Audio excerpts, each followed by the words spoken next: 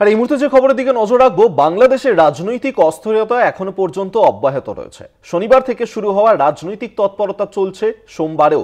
রবিবার এবং নানা গোষ্ঠী রাজনৈতিক দলের সঙ্গে কথা বলেছেন বাংলাদেশের অন্তর্বর্তী সরকার প্রধান ইউনূস। তবে ডিসেম্বরের মধ্যে দেশে ভোট করানোর দাবি মানার ইঙ্গিত মেলেনি। একাধিক বৈঠক কিন্তু করতে দেখা গিয়েছে মোহাম্মদ ইউনূসকে। তবে গণ অভ্যুত্থানের পর থেকে, যবে থেকে বাংলাদেশের দায়িত্ব নিয়েছেন মোহাম্মদ ইউনূস, তবে থেকে একাধিক প্রতিশ্রুতি দিলেও একটা প্রতিশ্রুতিও কিন্তু তারা পূরণ করতে পারেননি। এবং সেক্ষেত্রে ডিসেম্বরের মধ্যে দেশে ভোট করার জন্য যে দাবি উঠেছিল, সেই দাবি মানার কোনো ইঙ্গিত কিন্তু এখনো পর্যন্ত দেওয়া হয়নি বাংলাদেশের অন্তর্বর্তী সরকারের তরফে। বাংলাদেশের রাজনৈতিক অস্থিরতা অব্যাহত রয়েছে। গত বছর থেকেই যে গণ অভ্যুত্থানের ছবি আমরা দেখেছিলাম, একাধিকবার সংঘর্ষের ঘটনা ঘটেছিল বাংলাদেশে, সেই উত্তেজনার পরিবেশ এখনো পর্যন্ত বজায় রয়েছে। এবং গত শনিবার থেকে শুরু হওয়া রাজনৈতিক তৎপরতা এখনো পর্যন্ত চলছে। সোমবার, রবিবারও নানা গোষ্ঠী, নানা রাজনৈতিক দলের সঙ্গে কথা বলেছেন মোহাম্মদ ইউনূস। তবে ডিসেম্বরের মধ্যে দেশে ভোট করানোর দাবি তোলা হয়েছিল। তবে সেক্ষেত্রে বাংলাদেশে কি ডিসেম্বরের মধ্যে দেশে ভোট হবে, সেই জল্পনা কিন্তু থাকছে। কারণ ডিসেম্বরের মধ্যে দেশে ভোট করানোর দাবি মানার কোনো ইঙ্গিত পাওয়া যায়নি মোহাম্মদ ইউনূসের তরফে। বাংলাদেশে এখনো রাজনৈতিক অস্থিরতা অব্যাহত রয়েছে। এবং গত বছরই আমরা দেখেছিলাম যে গণ অভ্যুত্থানের পর থেকে বাংলাদেশের অন্তর্বর্তী সরকার একাধিক প্রতিশ্রুতি দিয়েছিল, সেই প্রতিশ্রুতিও পূরণ করতে পারেনি তারা। আমরা এই সমস্ত বিষয় নিয়ে কথা বলবো। এই মুহূর্তে সরাসরি নিউজ রুম থেকে আমাদের সঙ্গে রয়েছেন আমাদের পলিটিক্যাল এডিটর আশিস চট্টোপাধ্যায়। আশিস দা, এখনো পর্যন্ত বাংলাদেশের রাজনৈতিক অস্থিরতা অব্যাহত রয়েছে। ইতিমধ্যেই মোহাম্মদ ইউনূসের তরফ থেকে একাধিক প্রতিশ্রুতি দেয়া হলেও কোনো প্রতিশ্রুতি তারা রাখতে পারেননি। ডিসেম্বরের মধ্যে দেশে ভোট করানোর দাবি উঠছে, সেই প্রতিশ্রুতি কি তারা রাখবেন? ডিসেম্বরের মধ্যে কি বাংলাদেশে ভোট হতে পারে? কি ইঙ্গিত পাওয়া যাচ্ছে এখনো?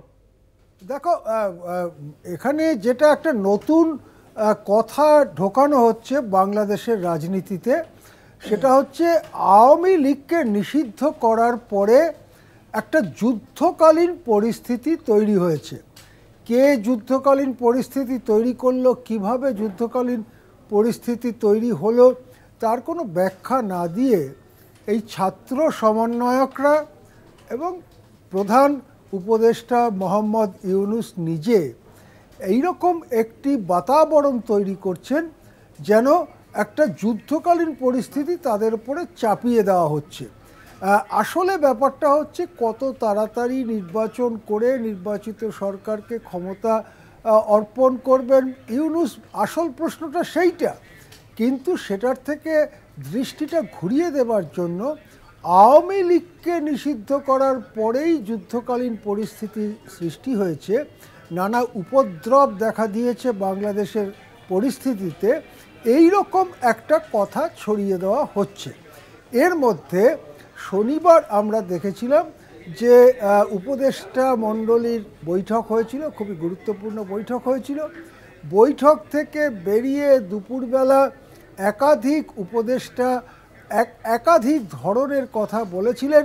কেউ বলেছিলেন তার পদত্যাগের ব্যাপারটা আলোচনার মধ্যেই ওঠেনি, কেউ বলেছিলেন হ্যাঁ পদত্যাগের ব্যাপার আলোচনা হওয়ার পরে সিদ্ধান্ত হয়েছে পদত্যাগ তিনি করবেন না। এই রকম নানান ধরনের কথা আমরা শনিবার শুনেছিলাম। এখন আজকে সোমবার সকালের দিকে আমরা তথ্য জোগাড় করেছি যে রবিবার কি কি ঘটনা ঘটেছে তার একটা তালিকা এই রকম। রবিবার ডক্টর মোহাম্মদ ইউনূসের প্রেস সচিব শফিকুল আলম জানিয়েছেন মোহাম্মদ ইউনূস আগামী 30 জুনের পর একদিনও ক্ষমতায় থাকবেন না। অর্থাৎ ব্যাপারটা সেই জায়গাতে দাঁড়ালো যে বিএনপি এবং অন্য আরও কেউ এবং বাংলাদেশের সেনা তারা চাইছেন ডিসেম্বরের মধ্যে ভোট করাতে, কিন্তু ইউনূস 30 জুনে ভোট 2026-এর, তার থেকে এখনও পর্যন্ত একটুও নড়ার ইঙ্গিত দিলেন না। এটা হচ্ছে রবিবারের ডেভেলপমেন্ট। বিভিন্ন রাজনৈতিক দলের নেতাদের সাথে প্রধান উপদেষ্টার বৈঠকে আগামীতে একটি অবাধ, সুষ্ঠু ও নিরপেক্ষ নির্বাচনের তাগাদা দিয়েছে দলগুলো। এইটা হচ্ছে আসল কথা। বাংলাদেশ ন্যাশনালিস্ট পার্টি প্রবলভাবে চাইছে ডিসেম্বরের মধ্যে ভোট করাতে, সেই কথাটা এখানে যেটা রয়েছে তাগাদা দিয়েছে। বিএনপির ভারপ্রাপ্ত চেয়ারম্যান তারেক রহমান বলেছেন, বিএনপির দাবি আগামী ডিসেম্বরের মধ্যে জাতীয় নির্বাচন অনুষ্ঠিত করতে হবে। অর্থাৎ এই তারেক রহমান প্রকৃতপক্ষে এখন এই বাংলাদেশ ন্যাশনালিস্ট পার্টি, বড় পার্টি, আওয়ামী লীগের পরে দ্বিতীয় বৃহত্তম পার্টি, সেই পার্টি চালান এবং তিনি সুপ্রিমো বলা যেতে পারে এই মুহূর্তে, কেননা তার মা অসুস্থ। সেই দিক থেকে বলা যেতে পারে যে ডিসেম্বরের মধ্যে ভোট থেকে এক চুলো নড়েনি বিএনপি, সেটা তারেক রহমানের কথায় পরিষ্কার। আরও কত কঠোর কথা বলা যেতে পারে সেইটা আমি আরেকটা বলছি। বিএনপির স্থায়ী কমিটির সদস্য গয়েশ্বর চন্দ্র রায় বলেছেন, কোট, আমরা যদি বলি কালকে রাস্তায় নামব, তাহলে আমার মনে হয় ইউনূস সাহেব 24 ঘন্টাও থাকতে পারবেন না। অর্থাৎ বিএনপি একটা প্রচ্ছন্ন হুমকির সুরে বলছে যে হয় এখনই মেনে নাও ডিসেম্বরে ভোট, তা না হলে আমরা যদি রাস্তায় নামি তাহলে আপনি 24 ঘন্টাও ক্ষমতায় থাকতে পারবেন না। এই পরিস্থিতিতে সোমবার সকাল থেকে আবার রাজনৈতিক তৎপরতা শুরু হয়েছে। বিভিন্ন পক্ষের মধ্যে কতটা যে দূরত্ব তৈরি হয়েছে দাবি ইত্যাদিকে কেন্দ্র করে, তাতে কতটা কাছাকাছি আসা যায় সেই প্রচেষ্টা শুরু হয়েছে।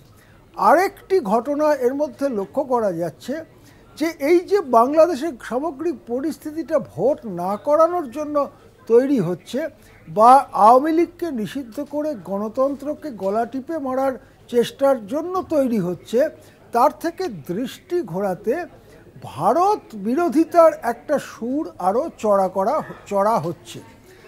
বলা হচ্ছে যে বাংলাদেশে এখন যে এই যুদ্ধকালীন একটা পরিস্থিতি তৈরি হয়েছে, এর পেছনে বিদেশি উস্কানি আছে।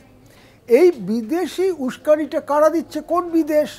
বাংলাদেশের কোন বিদেশ এই উস্কানি দিচ্ছে? ইঙ্গিত করা হচ্ছে যে ভারত থেকেই এই উস্কানি দেওয়া হচ্ছে এবং তার জন্য বাংলাদেশে এই রকম একটা পরিস্থিতি তৈরি হয়েছে। সব মিলিয়ে ইউনূসের ওপরে প্রবল চাপ। সেনাবাহিনী এবং বিএনপি দুটো সবথেকে বড় শক্তি বাংলাদেশে, তারা ডিসেম্বরের মধ্যে ভোট করানোর ব্যাপারে সোমবার সকাল অবধি অনড়। মোহাম্মদ ইউনূসও ডিসেম্বরের মধ্যে ভোট না করানোর ব্যাপারে সোমবার সকাল অবধি অনড়। এই লড়াই চলছে, পরিণতি কোন দিকে যায় সেদিকে আমরা এখানে একটা বিষয় আপনার কাছে জানতে চাইবো আশিস দা, এই যে এই মুহূর্তে বাংলাদেশ যে সাঁড়াশি চাপে রয়েছে, একদিকে বাংলাদেশ সেনা, অন্যদিকে বিএনপি, তারা এখনো পর্যন্ত চাপের মধ্যে রেখেছে বাংলাদেশের অন্তর্বর্তী সরকারকে এবং সেক্ষেত্রে পদত্যাগের একটা জল্পনা চলছিল মোহাম্মদ ইউনূসের, আপাতত সেই জল্পনা রয়ে গিয়েছে, তিনি পদত্যাগ করছেন না। সব মিলিয়ে বাংলাদেশের সংকটজনক পরিস্থিতি কি আরো গভীর হচ্ছে? বাংলাদেশে কি হতে পারে? পাশাপাশি সেক্ষেত্রে বাংলাদেশের সংকট তৈরি হলে ভারত কি প্রভাব পড়তে পারে? না, এটা তো পরিষ্কার, পদত্যাগ করছেন বা করছেন না কোনো জায়গাতেই মন্তব্য করার ব্যাপারে এখন আমরা খুব স্পষ্ট তথ্য পাইনি। পদত্যাগের সম্ভাবনা রয়েছে, পদত্যাগের সম্ভাবনা উড়িয়ে দেওয়া যাচ্ছে না, পদত্যাগের সম্ভাবনা রয়েছে। এবং যে কথাটা শনিবারও বলা হয়েছিল যে যদি আরও চাপ আসে তাহলে জনগণকে সঙ্গে নিয়ে মোকাবিলা করা হবে, যার অর্থ হচ্ছে জামাতে ইসলাম, হেফাজতে ইসলামের মতো মৌলবাদী শক্তিকে রাস্তায় নামিয়ে দেওয়া হবে, সেই কথার সুর থেকে স্পষ্ট ছিল ইউনূসের ওপরে পদত্যাগের যথেষ্ট চাপ রয়েছে। সুতরাং সোমবার সকালে এটা মোটেই বলা যাচ্ছে না যে পদত্যাগের সম্ভাবনা সম্পূর্ণ বিলীন হয়ে গেছে। পদত্যাগের সম্ভাবনা আছে, এখনও উনি পদত্যাগ করেননি, এখনও উনি প্রধান উপদেষ্টার পদে রয়েছেন। হ্যাঁ, অবশ্যই আমাদের নজর থাকবে সেদিকে, আমাদের সঙ্গে থাকুন আশিস দা আপনি।